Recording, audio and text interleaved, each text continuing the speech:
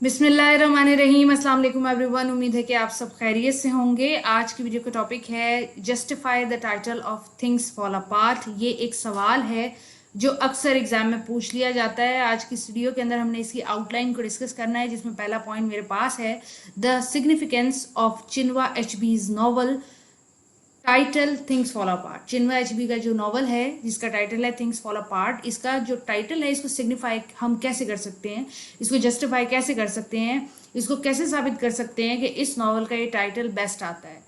इसके अंदर जो फर्दर आउटलाइन है वो ऐसे कि इस टाइटल को एज ए अल्यूजन पेश किया गया है। तो वो कैसे किया गया है? Concept of balance and need दिखाई है, ऑर्डर की। ओकॉनकोज लाइफ दिखाई हुई है और फिर ईबो सोसाइटी दिखाई हुई है। ओकॉनको की भी लाइफ कोलैप्स करती है और सोसाइटी भी कोलैप्स करती है। दोनों चीज़ें कोलैप्स करती हैं क्लोनियल मास्टर्स की वजह से।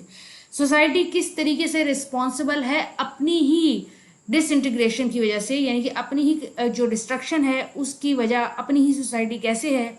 ईबो सोसाइटी क्लोनियलाइजेशन की वजह से कैसे ख़त्म होती है, क्लोनियल पॉलिसीज़ क्या थी, क्या पॉलिटिक्स थी ईबो सोसाइटी के अंदर।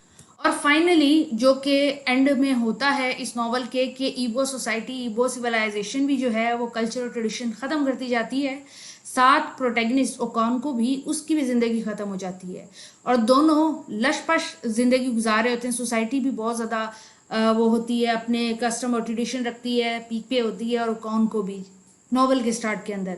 और फिर कोलोनाइजेशन आती है और किस तरीके से वो चीज़ों को डिस्टर्ब करती है। आज की इस वीडियो के अंदर हमने टाइटल को थॉरली सिग्निफाई करना है, थॉरली इसको जस्टिफाई करना है और बताना है कि कैसे अगर 30 मार्क्स का क्वेश्चन एग्जाम में आ जाता है तो हम उसको सॉल्व कर सकते हैं। सबसे पहले हेडिंग को डिस्कस करते हैं। जो सबसे पहला सब हेडिंग है the significance of Chinua Achebe's novel the title things fall apart. ये जो टाइटल है थिंग्स फॉल अपार्ट, ये बेसिकली एक पोइम से लिया गया है।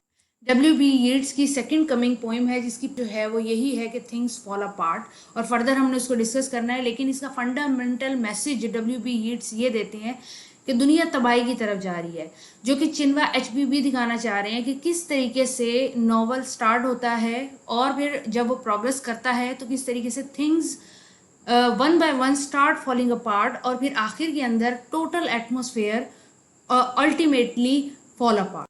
कहने का मकसद ये है कि सोसाइटी, ईबो सोसाइटी दिखाई जाती है। ईबो सोसाइटी अच्छी ज़िंदगी गुजारी होती है, उनके अपने कस्टम ट्रेडिशंस होते हैं और उनके अंदर जो उनका लीडर ओकॉनको होता है, जो कि प्रोटैगनिस्ट है नॉवल का, और नॉवल जिसके इर्द गिर्द घूमता है, वो किस तरीके से एक अच्छी ज़िंदगी गुजार रहा होता है, एक लग्जूरियस ज़िंदगी गुजार रहा होता है, अपनी सोसाइटी के अंदर सबसे ज़्यादा कामयाब इंसान होता है और किस तरीके से वो समझता है कि उसकी सोसाइटी एक भरपूर सोसाइटी है। लेकिन नॉवल जैसे प्रोग्रेस करता है और उसके बैड डिसीजंस की वजह से सोसाइटी जो है एक के बाद दूसरी प्रॉब्लम का शिकार होती है और आखिर के अंदर जो उनकी सिविलाइजेशन है, जो उनकी सोसाइटी है, उसके कस्टम और ट्रेडिशन टोटल तरीके से चेंज हो जाते हैं। सोसाइटी, ईबो सोसाइटी जो अपनी जिस्ट रखती है, जो अपना एक सेंटर रखती है, वो खो देती है और इसी तरह ओकॉन को भी अपनी ज़िंदगी का सेंटर खो देती है। और नॉवल के आखिर में यही दिखाया जाता है कि ओकॉनको की डेथ हो जाती है और जो ईबो सोसाइटी है वो भी चेंज हो जाती है। ईबो सोसाइटी भी ऐसी नहीं रहती जैसे वो होती है। तो होता क्या है कि थिंग्स फॉल अपार्ट हो जाता है, यानी कि सोसाइटी भी फॉल अपार्ट करती है और ओकॉनको की लाइफ भी फॉल अपार्ट करती है और आखिर में ट्रेजेडी होती है। अगर हम सिर्फ टाइटल की लाइन को देखें, जो कि सेकंड हेडिंग है कि ये लिटरेरी अल्यूजन कैसे है, सबसे पहले टर्म को समझने की ज़रूरत है कि लिटरेरी अल्यूजन क्या होता है। अल्यूजन होता है पास्ट से रेफरेंस देना, पास्ट में जो भी इम्पोर्टेंट इवेंट्स, कोई भी पोएम, कोई भी ड्रामा हो चुका, उससे अगर हम कोई रेफरेंस लेते हैं तो वो अल्यूजन है। और लिटरेरी से मुराद ये है अगर वो लिटरेचर से ताल्लुक़ रखता है या फिर वो लिटरेचर में इस्तेमाल किया जाता है। तो W.B. यीट्स ने एक पोएम लिखी थी द सेकेंड कमिंग। स्टेंजा था वो यही था, थिंग्स फॉल अपार्ट के बारे में।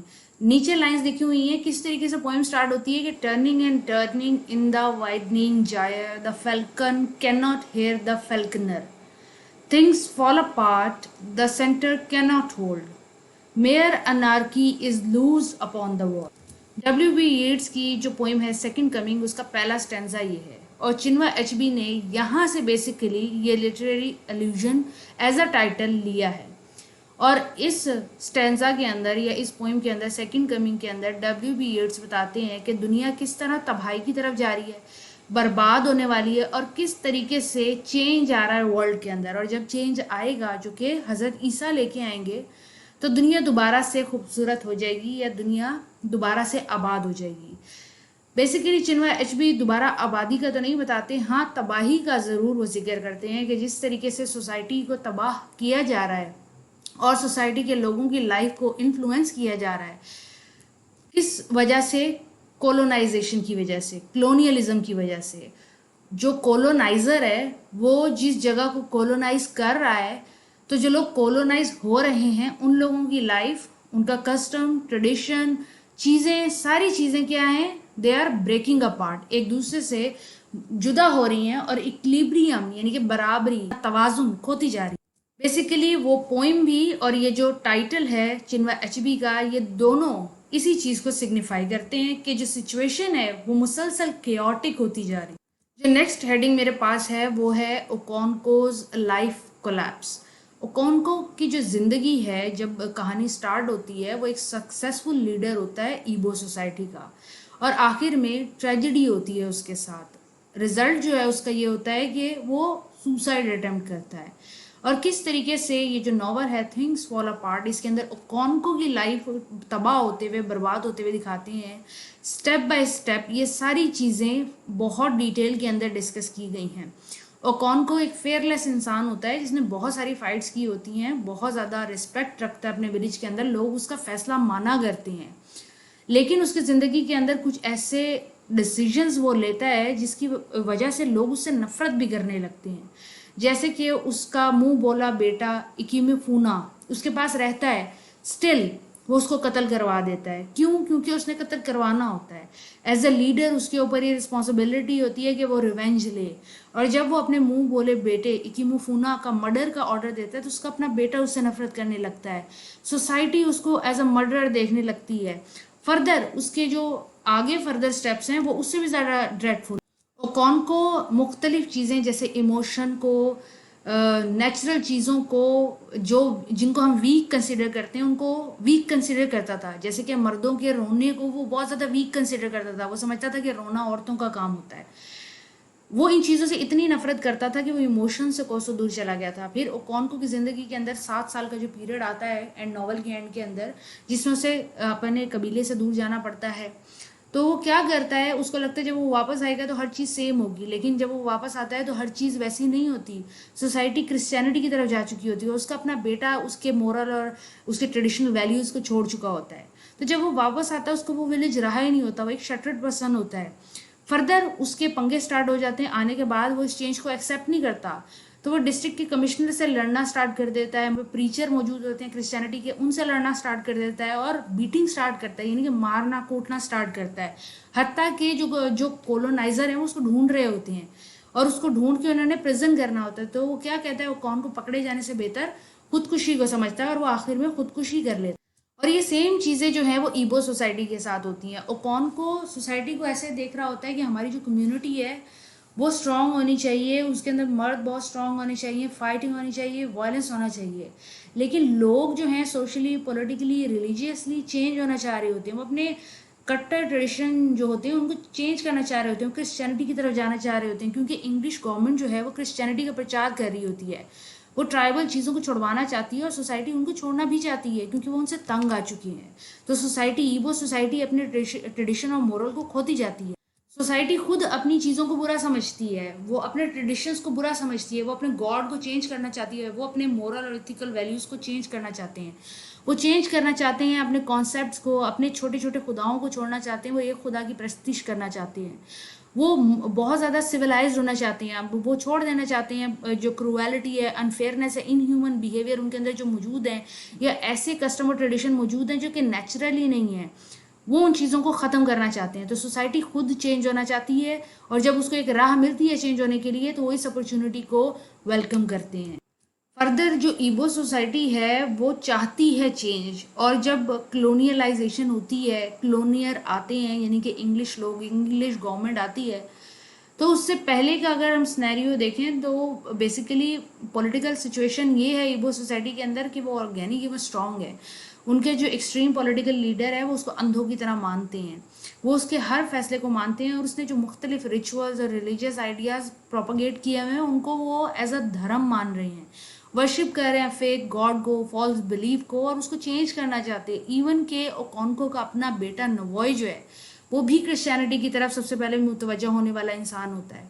और फर्दर ओकोनको अपने दोस्त के साथ जब डिस्कस करता है कि हमें इन गोरे लोगों को आने नहीं देना चाहिए था, तो कॉन्को का दोस्त उसको बताता है कि अब ये लोग आ गए हैं और अब हम एक क्लैन नहीं रहे, यानी कि हम एक कबीला नहीं रहे, हमारी अब सोच मुख्तलिफ हो चुकी है, हमारी सोच जो है अब वो यूरोपियन मिशनरीज की तरह हो गई है, ये जो जिन्होंने हम पे इंपीरियलिज्म की सोच रखी है उन जैसे हो गए। इसको आप एक तरह से देखें तो यही बताया गया है कि जो कलोनियलिज्म इसके ऊपर किया गया है उसने इस सोसाइटी को चेंज किया। अच्छा है या बुरा ये बाद में डिस्कस किया जाएगा। पहले ये बात है कि जो इंग्लिश लोगों की गवर्नमेंट आई है उन्होंने बेसिकली लोगों के आगे सबसे पहले ब्रेन वॉश करना स्टार्ट किए हैं। पहले वो एज अ क्लैन रह रहे थे, मास्टर को सुप्रीम मान रहे थे, ठीक है, उनमें फॉल्स बिलीफ भी मौजूद थे, लेकिन जब इंग्लिश लोग आते हैं तो वो ईबो सोसाइटी के सबसे पहले दिमाग चेंज करना स्टार्ट करते हैं, जिसको ओकॉन को तो अपोज करेगा क्योंकि वो एक एक्सट्रीम लीडर, लेकिन बाकी लोग जो एक्सट्रीमिज्म से तंग हैं वो लोग चेंज होते चले जाएंगे। तो मुख्तलिफ लोगों के मुख्तलिफ नैरेटिव आपको यहाँ पे मिलेंगे। कुछ लोग कहेंगे कि ईबो सिविलाइजेशन अच्छी हुई है, प्रोटैगनिस्ट जो था वो बहुत एक्सट्रीमिस्ट था, किलर था, बहुत ज़्यादा स्ट्रॉन्ग था, बहुत ज़्यादा पावर उसको दे दी गई थी, अच्छा हुआ उसके साथ। और बहुत सारे ये चीज़ इस चीज़ को डिसएग्री करेंगे, वो कहेंगे कि एज अ क्लैन तो थे, एज अ यूनिटी तो थी, वो नौकर तो नहीं बने। और उसके बाद स्टार्ट के अंदर यही दिखाया गया कि जो कोलोनाइजेशन थी, कलोनियलिज्म था, बेसिकली उसने लोगों को शऊर दिया, एक पर्सपेक्टिव दिया। लेकिन जब हम इसके कई साल गुजरते हुए देखते हैं तो इन्हीं सोसाइटी के लोगों को उन्होंने स्लेव बना लिया था, इतना स्लेव बना लिया था कि जंजीरें पहनाना, कीले पहना के रखते थे, हेलमेट्स पहना के रखते थे, दांतों के अंदर जंजीरें बांध के रखते थे कि हमारे लिए स्लेवरी करो अदरवाइज हम तुम्हें मार देंगे। यही black people, Nigerian people, African people के साथ ये ऐसा सलूक करते थे जो कि टोटली इनह्यूमन होता था। तो एक तरह से उन्होंने जब अपनी यूनिटी खोई तो उन्होंने अपनी डिग्निटी भी खोई, अपनी पावर भी खोई, और दूसरों के हाथ में अपनी किस्मत दे दी बेसिकली।